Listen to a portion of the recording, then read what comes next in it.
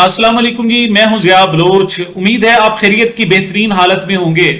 सामीन, हमारे हमसाया मुल्क ईरान में जो हेलीकॉप्टर का एक वाकया पेश आया है, एक अंदोहनाक सानिया पेश आया है, उसमें ईरानी सदर इब्राहिम अर्रईसी और ईरानी वजीर खारजा हुसैन अमीर अब्दुल्लाहियान समेत 8 डेथ्स जो है वो कंफर्म हुई हैं।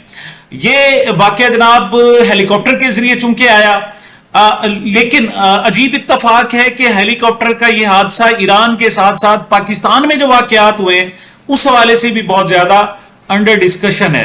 आपको पता है कि जनरल ज़ियाउल हक का जो हादसा हुआ था 1988 में 1988 में, वो भी एक जहाज की एक लैंडिंग थी और उसी में जनाब एक धमाका हुआ था जिससे वो जहाज फट गया था हेलीकॉप्टर। अब जनाब ये जो वाकया हुआ है अर्रईसी का, इब्राहिम अर्रईसी का, इसमें भी जहाज जो है वो गिरा नहीं है बल्कि फट गया है।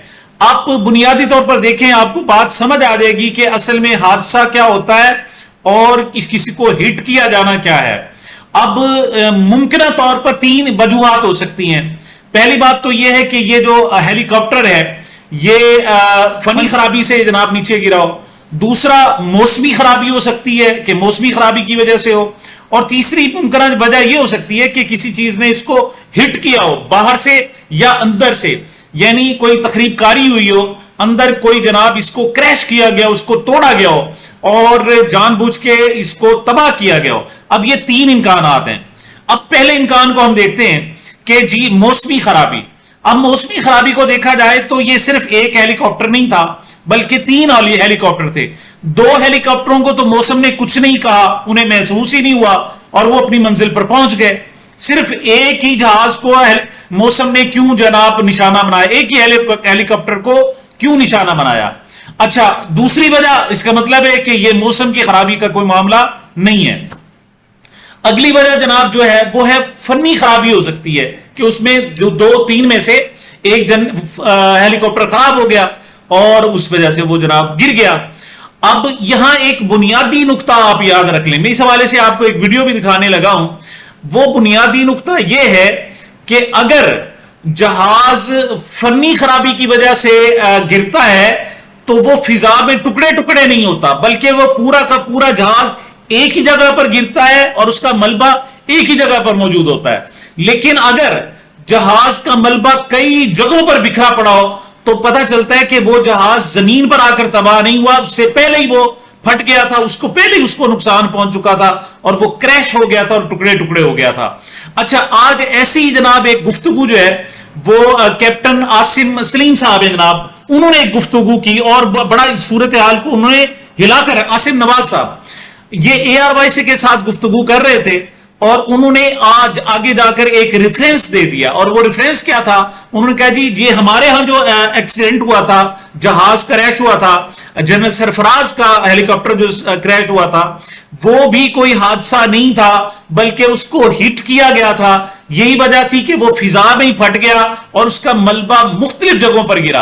अच्छा, मजेदारी की बात यह कि जो ही वो ये रेफरेंस दे रहे थे, ARY ने दरमियान में प्रोग्राम ही कट कर दिया। मैं उस प्रोग्राम के आखिरी जो 1.5 मिनट है वो मैं आपको दिखाता हूं और उसमें देखें कि एंकर पर्सन किस तरीके से उसको जैसे हिदायत की गई है कि बस इस प्रोग्राम को फौरन रोको, और उन्होंने उसको रोक लिया। ये जरा मुलाहिजा फरमाएं। फटा है,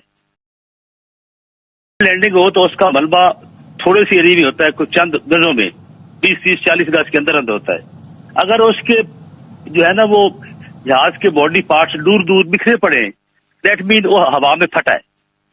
वो अंदर किसी ने बम रख दिया हो या किसी ने रॉकेट मार दिया हो या किसी ने ड्रोन अटैक कर दिया हो या कोई भी एरियल अटैक उस पर होता है। जब उसके हिस्से दूर दूर फैल जाते हैं तो वो गिरा नहीं है, उसको हवा में फाड़ा गया है। अच्छा, आसिम साहब, हम इसमें ये भी देख रहे हैं, ऑब्वियसली अभी तो इन्वेस्टिगेशंस का आगाज होगा तो फिर कुछ चीजें होंगी। इट वॉज अ कॉन्वॉय, ये सिंगल हेलीकॉप्टर नहीं था, 3 हेलीकॉप्टर्स थे जिसमें से एक को नुकसान पहुंचा है। इसमें मौसम की खराबी का कितना अमल दखल हो सकता है, और अगर मौसम की खराबी का अमल दखल है तो ये तीनों हेलीकॉप्टर्स अगर एक साथ फ्लाई करते हैं, इनमें कितना डिस्टेंस होता है और कितने फासले के हिसाब से उड़ते हैं? ऐसा कैसे हो सकता है कि 2 निकल जाएं और एक जो है मौसम खराबी की वजह से अफेक्ट हो जाए? नहीं, ये ऐसे नहीं होता। ये बिल्कुल वही केस है जैसे हमारा لیفٹیننٹ جنرل سرفراز حسین جو کوئٹہ سے آ رہے تھے کراچی، وہ بھی 2 ہیلی کاپٹر آ رہے تھے، ایک سیف چلا گیا اور دوسرا وہی کریش کر گیا جس کے پرزے بھی دور دور گرے پڑے تھے. جس طرح سے وہ گرایا گیا نا. اچھا عاصم صاحب یہ بھی ہم آپ سے جاننا چاہیں گے اس میں. ٹھیک ہے، آپ کا بہت شکریہ. کیپٹن اٹیک عاصم ہمارے ساتھ موجود، ایویشن ایکسپرٹ. اور اکارڈنگ ٹو ہم یہ جو صورتحال اس وقت بنی ہے، موسم کی خرابی ہے. ماہرین جناب یہ ثابت کر رہے ہیں کہ چاہے دونوں واقعات، چاہے ایرانی صدر کے ہیلی کاپٹر کا واقعہ ہو یا جنرل سرفراز کے ہیلی کاپٹر کا واقعہ ہو، یہ چونکہ فضا میں پھٹ گیا تھا، لہٰذا نہ تو یہ موسمی خرابی ہے نہ فنی خرابی ہے، بلکہ اس جہاز کو باہر سے یا اندر سے ہٹ کیا گیا ہے. باہر سے کوئی چیز ٹکرائی گئی ہے یا پھر اندر سے اس کو توڑا گیا، اندر سے اس کو جناب بلاسٹ کیا گیا، جس کی وجہ سے اس کے ٹکڑے مختلف جگہوں پر بکھر گئے. اب پاکستان میں اس حوالے سے جنرل سرفراز کا جو ہیلی کاپٹر تھا اس حوالے سے دوبارہ اس کو ڈسکشن ہونے لگی. حالانکہ آپ کو یاد ہوگا کہ اس پر جب یہ صورتحال ہوئی اور یہ صورتحال ڈسکس ہونا شروع ہوئی تو حکومت نے اس وقت پی ٹی آئی پر بڑا زور دیا تھا. ان کا کہنا تھا کہ یہ ٹرولنگ کر رہے ہیں، پتہ نہیں کیا کر رہے ہیں، ان کو پاکستان سے محبت نہیں ہے. لیکن ایک مرتبہ پھر چیزیں ڈسکس ہونا شروع ہو گئی ہیں. اچھا، ایک تو جنرل سرفراز کا وہ ہیلی کاپٹر کا حادثہ، دوسرا عمران خان صاحب کا ہیلی کاپٹر کا حادثہ بھی سامنے آنے لگا ہے. عمران خان صاحب نے ایک باقاعدہ پریس کانفرنس کی تھی اور انہوں نے کہا تھی مجھے 3 مرتبہ قتل کرنے کی کوشش کی گئی. ان میں سے جو ایک قتل کی کوشش کہتے ہیں وہ کہتے ہیں جناب کہ میں جس ہیلی کاپٹر میں تھا اور خیبر پختونخوا کے علاقے سے آ رہا تھا تو اس جہاز میں جو پیٹرول ہے، اس کا جو ایندھن ہے، وہ اس میں فیول میں گڑبڑ کر دی گئی اور اس میں کچھ ملا دیا گیا تھا. تو جہاز نے جناب بالکل پہاڑی علاقے میں کام کرنا بند کر دیا. لیکن وہ کہتے کہ میری چونکہ قسمت اچھی تھی اور میں بحفاظت جو ہے وہ آہستہ آہستہ ہوتا ایک میدان میں وہ لینڈ کر گیا تھا جہاز. اور یہ اس وقت کی ویڈیو بھی سامنے ہے، یہ آپ ملاحظہ کر رہے ہیں کہ اس میں عمران خان صاحب بڑے اطمینان کے ساتھ اس جہاز سے اترتے ہیں اور بچوں کے ساتھ ڈسکس کرتے ہیں، ان کے اسکول کے حوالے سے بات کرتے ہیں، ان کی کرکٹ کے حوالے سے بات کرتے ہیں، تو ان کے چہرے پر سکون پایا جاتا ہے. لیکن یہ ایک بڑا ہی اندوناک واقعہ تھا جنرل سرفراز سے اور ابراہیم الرئیسی کے جو حالیہ واقعات ہوئے ان سے کسی طور کم نہیں تھا، بلکہ انٹینسٹی وائز اس سے بھی زیادہ سے. لیکن وہی بات کہ جسے اللہ رکھے اسے کون چکھے. اسی حوالے سے بعد میں مراد سعید صاحب نے ایک پریس کانفرنس کی تھی اور اس بارے ایک سوال بھی کیا تھا. اب میں آپ کو یاد دلاتا ہوں وہ سوال کیا تھا، ذرا ملاحظہ فرمائیں. دوسرا سوال میرا کہ کچھ دن پہلے آپ نے سنا تھا کہ عمران خان کی ہیلی کاپٹر کی کریش لینڈنگ ہوئی، سنا تھا آپ نے یہ؟ لیکن اس ہیلی کاپٹر میں ایندھن فیول کہاں سے بھروایا گیا اور فیول ہیلی کاپٹرز میں بھروانے کا جو اتھارٹی ہے وہ کون ہے؟ دوسرا سوال میرا یہ. بہرحال یہ ہیلی کاپٹر جو واقعہ ہے یہ ایک ڈیولپنگ سٹوری ہے اور آگے یہ مزید ڈیولپ ہوگی. ہم اگلی سٹوری پر چلتے ہیں جناب، اور وہ ہے فرحاد احمد. ہمارے شاعر جو احمد فرحاد ہیں ان کے اغوا کا کیس ہے. یہ گزشتہ روز جناب سماعت تھی اسلام آباد ہائی کورٹ میں، اور اس میں جناب جو وزارت دفاع کے نمائندے انہوں نے آ کر بتایا کہ ISI کا کہنا ہے کہ یہ ہماری تحویل میں یہ شاعر نہیں ہے. اس پر عدالت برہم ہو گئی اور انہوں نے کہا کہ ایک طرف آپ پیغام بھجواتے ہو اور پھر اس کا انکار بھی کرتے ہو. اگر یہی صورتحال رہی تو سیکرٹری دفاع کو بلایا جائے گا، اگر نہیں تو پھر وزیر اعظم کو بلایا جائے گا. مطلب عدالت نے آخری سطح تک جانے کا باقاعدہ اندیا دے دیا ہے. اس پر جو حکومتی ایمان ہے اس میں کھلبلی مچ گئی ہے. لیکن یہ پیغام کیا تھا، یعنی کس طریقے سے ISI نے پیغام بھجوایا کہ جناب احمد فرحاد ہمارے پاس ہے، عدالت نے کس کانسیپٹ میں یہ جملہ کہا، یہ ان کی اہلیہ کے حوالے سے. ان کی اہلیہ نے گزشتہ روز گفتگو کرتے ہوئے کہا کہ میری احمد فرحاد سے باقاعدہ بات کرا دی گئی اور کہا گیا کہ آپ عدالت میں یہ جو گینگ سے ہٹ جائے تو آپ کو ہم اس کو رہا کر دیں گے، ریلیز کر دیں گے اور وہ واپس آ جائے گا. احمد فرحاد کی اہلیہ کیا کہہ رہی ہیں، ذرا ملاحظہ فرمائیں. جی جمعے کی رات کو 17 تاریخ کو مجھے میرے شوہر کے نمبر سے کال کی گئی اور رابطہ ہوا، ٹیکسٹ ہوئے، اس میں کہا گیا کہ آپ پٹیشن واپس لیں تو ہم فرحاد کو سیٹرڈے کو ریلیز کر دیں گے، اور اس میں پھر ہمارے درمیان، میرے اور آئی ایس آئی آفیشلس کے درمیان میں 3 ڈرافٹس جو ہیں وہ ایکسچینج ہوئے ہیں، جس میں وہ مجھے انسسٹ کر رہے تھے کہ آپ لکھیں کہ وہ اپنی مرضی سے گئے ہیں. تو میں نے انہیں پش بیک کیا کہ نہیں، ایسا نہیں ہوا اور میں یہ نہیں لکھوں گی. تو I just wrote consulting with Iman کہ the contact has been established and we are withdrawing our complaint. لیکن جب ہم نے CM فائل کیا سیٹرڈے کو اور اس کے بعد ان کو اس کا اسکین PDF بھیجا تو اس کے بعد انہوں نے کہا کہ وہ منڈے کو آئیں گے جب اپلیکیشن اپروو ہوگی. تو اس کے بعد ہم نے انہیں کہا کہ that was not our deal and on Monday we are going to pursue our main case again. تو اس دوران کیا مطلب بات ہوتی رہی احمد فرحاد سے؟ آپ کی خود بات بھی ہوئی اور وہ خیریت سے ہیں، کس حالت میں ہیں؟ جی فرحاد کی جو آواز تھی اس سے صاف پتہ چل رہا تھا کہ مطلب ہی واز ناٹ ہمسیلف، اور وہ مطلب کافی ان کے اوپر جو پریشر ڈالا جا رہا ہے. اور بیک گراؤنڈ میں مجھے لوگوں کی آواز آئی، 2-3 لوگوں کی جو ان کو انسٹرکٹ کر رہے تھے کہ واٹ یو ہیو ٹو سے. تو he was controlled by them, اور صاف پتہ چل رہا تھا کہ وہ ان کے جو بھی وہ کہہ رہے ہیں وہ ان کو کہنا پڑ رہا ہے. اس سے اندازہ لگایا جا سکتا ہے کہ he is not all right. اس کیس کی سماعت کے دوران جو ریمارکس دیے گئے وہ بھی بہت ہی اہم تھے جو عدالت نے ریمارکس دیے. اچھا جی، لاپتہ ہوئے شاعر احمد فرحاد کی بازیابی کی درخواست پر اسلام آباد ہائی کورٹ میں سماعت شروع ہوئی. احمد فرحاد کی اہلیہ کی درخواست پر جسٹس محسن اختر کیانی نے جناب سماعت کی ہے. اچھا، تو درخواست گزار نے کہا کہ 1 ہفتہ قبل احمد فرحاد اپنے گھر کے باہر سے لاپتہ ہوئے. اس پر ایڈیشنل اٹارنی جنرل نے کہا کہ کل صبح تک وقت مل جائے تو رپورٹ جمع کرا دیں گے. جسٹس محسن اختر کیانی کے افتتاح پر وزارت دفاع کا نمائندہ عدالت کے سامنے پیش ہوا اور بتایا کہ ISI نے جواب دیا ہے کہ احمد فرحاد ان کے پاس نہیں ہے. جسٹس محسن اختر کیانی نے کہا کہ اب معاملہ ISI اور MI کے اختیار سے باہر نکل گیا ہے. سیکرٹری دفاع کل پیش ہو اور رپورٹ دے.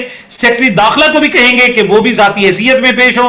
ان کے تھانوں کے رجسٹر بھرے ہوئے ہیں، آج تک کتنے بندے ریکور ہوئے. پھر وزراء کو طلب کریں گے اور پھر وزیر اعظم کو بھی طلب کیا جائے گا. عدالت نے اس موقع پر کہا کہ یہ معاملہ اتنا سادہ اور آسان نہیں ہے. جب میں فیصلہ دوں گا تو معاملہ کہیں اور نکل جائے گا. ایک طرف میسیجز بھیج رہے ہیں اور دوسری جانب کہہ رہے ہیں بندہ ہمارے پاس نہیں. ایجنسیاں یہ ملک چلائیں گی یا قانون کے مطابق یہ ملک چلے گا؟ یہ جناب بہت ہی اہم ریمارکس ہیں. اور کل صبح کے لیے یعنی 21 مئی کے لیے انہوں نے باقاعدہ اس حوالے سے نوٹس جاری کر دیے اور یہ معاملہ بڑی تیزی سے آگے بڑھ رہا ہے. اچھا، دوسری طرف ایک اہم جناب چیز سامنے آئی ہے، وہ یہ ہے کہ میاں نواز شریف NA 130 سے جب ہار رہے تھے تو کچھ خاص لوگوں نے مختلف ٹی وی چینلز کو کہا کہ آپ نے اسٹریٹجی اس وقت کیا اختیار کی گئی کہ آپ نے ووٹ تھوڑے سے بڑھانے ہیں اور میاں نواز شریف صاحب کو ایسے تھوڑا سا آپ اوپر لے جا کر اور پھر وہیں منجمد کر دیں گے، فریز کر دیں گے، اس کے بعد مزید کوئی خبر نہیں دیں گے تاکہ کل کو ہم یہ ثابت کر سکیں جی 2 4 10 ووٹ 200 ووٹ 400 ووٹ اوپر تو بڑھ چکے تھے، اب نواز شریف صاحب جیت چکے ہیں. اچھا، یہ انجانے میں چودھری غلام حسین صاحب نے ARY کے پروگرام میں خاور گمن صاحب کے سامنے کہہ دیا. اور اس موقع پر جناب راوی کے چہرے کے تاثرات دیکھنے والے تھے. چودھری غلام حسین نے کیا کہا، ذرا ملاحظہ فرمائیں. نہیں، اس میں یہ پرابلم ہے نا کہ آپ کس طرف ہیں. آپ یعنی اگر تو 8 فروری کو آپ بھی وہاں تھے، میں بھی تھا اور محترم حسن ایوب صاحب بھی موجود تھے کئی دن سے، تو واقعات آپ کے سامنے ہے. پھر آپ کو جو فون آیا کہ خاور صاحب وہ نواز شریف کا تھوڑا سا جتا کے ادھر فریز کر دو، واٹ از دس؟ فون ہے وہ بظاہر وہ تماشا لگایا ہوا ہے.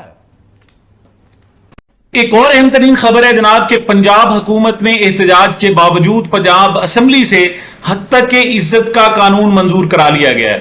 اس حد تک کے عزت کے قانون کے تحت کسی بھی خبر یعنی جھوٹی خبر پر نہ صرف 30 لاکھ روپے تک جرمانہ ہو سکے گا بلکہ اس پر فوری طور پر حد تک کی عزت کے تحت مقدمہ بھی دائر کیا جا سکے گا اور عبوری طور پر بھی یہ جرمانہ ہو سکے گا. اس حوالے سے جناب کل بہت زیادہ احتجاج کیا. اس کا اطلاق جو ہے نہ صرف الیکٹرانک میڈیا، پرنٹ میڈیا بلکہ سوشل میڈیا پر بھی ہوگا. یوٹیوب ہو، فیس بک ہو، ٹک ٹاک ہو، ٹویٹر ہو، ایکس ہو، انسٹاگرام ہو، دیگر جو میڈیمز ہیں اس میں بھی اگر کوئی اس قسم کی خبر ہوگی کہ جس میں مخالف شخص کو اعتراض ہوگا تو اس پر جناب وہ فوری مقدمہ درج کر سکے گا اور اس کی سماعت جو ہے 6 مہینے کے اندر اندر اس کا فیصلہ دینا ہوگا. خصوصی ٹریبونل قائم ہوں گے. اصل میں اس پر احتجاج یہ ہے کہ آج تک خبر کا فیصلہ نہیں ہو سکا کہ خبر کیا چیز ہوتی ہے. جھوٹی خبر کا کیسے پتا چلے گا کہ خبر کیا ہے؟ ایک خبر آئیے فرض کریں میرے پاس ایک خبر موجود ہے. خبر یہ ہے کہ جناب ناصر شاہ صاحب جو ہیں جو سندھ حکومت کے وزیر ہیں انہوں نے تردید کی ہے کہ وزیر اعلیٰ سندھ کو مراد علی شاہ کو تبدیل نہیں کیا جا رہا. تو اسی خبر کے اندر موجود ہے کہ ان کے آپس میں کچھ اختلافات ہیں اور جس کی وجہ سے اب مطالبہ کیا جا رہا ہے کہ مراد علی شاہ کو تبدیل کیا جائے، لیکن اس کی طرف سے تردید آئی ہے. اب اس پر کہنا کہ جناب یہ جھوٹی خبر ہے، بھائی آپ تردید کر رہے ہو، خبر ہے تو تردید کر رہے ہو نا. آپ اسے جھوٹی قرار دے کر آپ دوسروں پر مقدمات کرا لیں اور جناب وکٹمائزیشن کا اور انتقام کا نشانہ بنائیں تو پھر حکومت کیا کرے؟ اصل میں بات کیا ہے؟ اصل بات یہ ہے جناب کہ حکومت کے فرار کے راستے بند ہو گئے. ایک جعلی حکومت بنا تو دی اور اس پر جناب فارم 47 والے جناب لوگ بٹھا بھی دیے، اب وہ کنٹرول میں نہیں ہو رہا. الیکشن ٹربونلز بننے اور یہ فیصلے ریورس ہونے، عدالتیں مان نہیں رہی ہیں. پاکستان کی تاریخ میں شاید یہ پہلی مرتبہ ہو رہا ہے کہ اوپر سے لے کر نچلی عدالت تک مانی نہیں جا رہی حکومت کی اور اسٹیبلشمنٹ کی جو باتیں ہیں، اور لوگ انگڑائی لے کر میرے خیال میں عدالتیں اٹھی ہیں اور وہ اس وقت انصاف کرنے کے لیے ترس رہی. یہی وجہ ہے کہ آج ایک مرتبہ پھر عمران خان صاحب اور ان کے جو ساتھی ہیں 3 مقدمات، اس میں 9 مئی کے مقدمہ بھی ہے، اس میں آزادی مارچ کا مقدمہ بھی ہے، ایک اور مقدمہ بھی ہے، اس میں عمران خان صاحب کو بری کر دیا گیا. مطلب یہ نچلی سطح پر ایسا ہو رہا ہے. اور ہائی کورٹ اور سپریم کورٹ میں تو چند ججز کے علاوہ کوئی بھی اسٹیبلشمنٹ کا دباؤ قبول کرنے کے لیے ہرگز تیار نہیں ہے اور وہ کہتے ہیں ہم انصاف کریں گے. ایسے میں جناب ان کے لیے راستے بند ہو رہے ہیں اور جو راستے بند ہو رہے ہیں تو جناب یہ اس قسم کے حد تک کہ عزت کے قانون سامنے لا رہے ہیں اور پھر نئی جناب تعویلیں گھڑی جا رہی ہیں. لیکن مجھے ایسے لگتا ہے کہ یہ اپنی طرف سے بڑا زور لگا رہے ہیں کہ عمران خان کی آواز کو بند کر دیا ہم نے جناب، اس پر مقدمات 2 اور بھی بنا دیے، توشہ خانہ کیس بھی اور آ گیا، ایک اور کیس بھی لگا دیا. لیکن جب یہ حالات انگڑائی لیں گے تو ایک چھوٹا سا واقعہ بھی اس کی سارے ان کے غبارے سے ہوا نکال دے گا اور ان کے لیے ممکن ہی نہیں ہے کہ حالات کو اس طریقے سے جبر سے اور ظلم سے اس کو دبا کر رکھیں. ایک آخری کلپ دکھانا چاہوں گا کہ ہمارا ہمسایہ ملک مودی اور بھارت وہ کس طریقے سے ہمارا مذاق اڑا رہے ہیں، کس طریقے سے کہہ رہے ہیں جناب کہ کل پاکستان جو اپنے ہاتھوں میں بم لے کر پھر رہا تھا، آج کل بھیک کا کٹورا. یہ مودی صاحب کیا، میرے خیال میں تو اسے مغلظات کہنا چاہیے. اور جناب یہ جو بک رہے ہیں ذرا ملاحظہ فرمائیں. آج آپ دیکھیے جو پاکستان 70 سالوں سے بھارت کو پریشان کر رہا تھا، جس کے ہاتھ میں بم کا گولہ رہتا تھا، آج اس کے ہاتھ میں بھیک کا کٹورا ہے.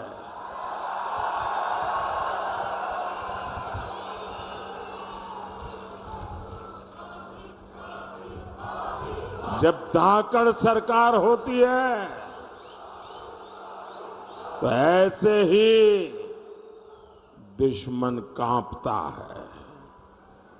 یہ ہمارے حکمرانوں کے لیے بہت ہی شرم کا مقام ہے. آخر کیا وجوہات ہے کہ ہمارے ہمسایہ ممالک ترقی کر رہے ہیں اور ہمارا ہر آنے والا بچہ 3 لاکھ روپے کا مقروض ہے. ہمارے لیے قرض واپس کرنا تو بہت دور کی بات، اب سود ادا کرنا بھی بہت مشکل ہو رہا ہے. اور دوسری طرف حکمرانوں کے اللے تللے ظلم زیادتیاں ویسے ہی جاری ہیں. ان کی اب بھی خواہش ہے کہ اپنے پیادوں کو، اپنے پپٹس کو، اپنے جناب کٹ پتلیوں کو حکومت دی جائے، ان کے ذریعے حکومت کی جائے. آخری خبر جناب میں اور دوں گا کہ شیر افضل مروت نے اسحاق ڈار کے خلاف ایک مقدمہ دائر کیا تھا، ریٹ دائر کی تھی کہ ان کا بطور نائب وزیر اعظم تقرر غیر قانونی ہے. اب جناب ہائی کورٹ نے اس کو باقاعدہ سماعت کے لیے منظور کر دیا ہے. بات صرف اتنی نہیں ہے کہ شیر افضل مروت میں اس نے کہا ہے کہ ان کا وزیر خارجہ کے ساتھ ساتھ ان کا نائب وزیر اعظم ہونا غیر قانونی ہے کیونکہ وہ سینیٹر ہیں اس وقت. اور وہ رکن قومی اسمبلی بھی نہیں ہے. ایک انہوں نے دلچسپ صورتحال یہ ہے, انہوں نے کہا جی چونکہ میں اس مقدمے کی نشاندہی کر رہا ہوں لہٰذا مجھے اس حوالے سے باقاعدہ انعام بھی دیا جائے. انہوں نے الٹا رقم بھی جناب کلیم کی ہے. بہرحال عدالت نے جناب اسے مقدمہ سماعت کے لیے مقرر کر دیا ہے. یہ جناب اب تک کی میری گزارشات تھیں. مجھے میرے اس چینل کو اپنی محبتوں اور دعاؤں میں یاد رکھیے گا. ملتے ہیں چھوٹے سے وقفے کے بعد.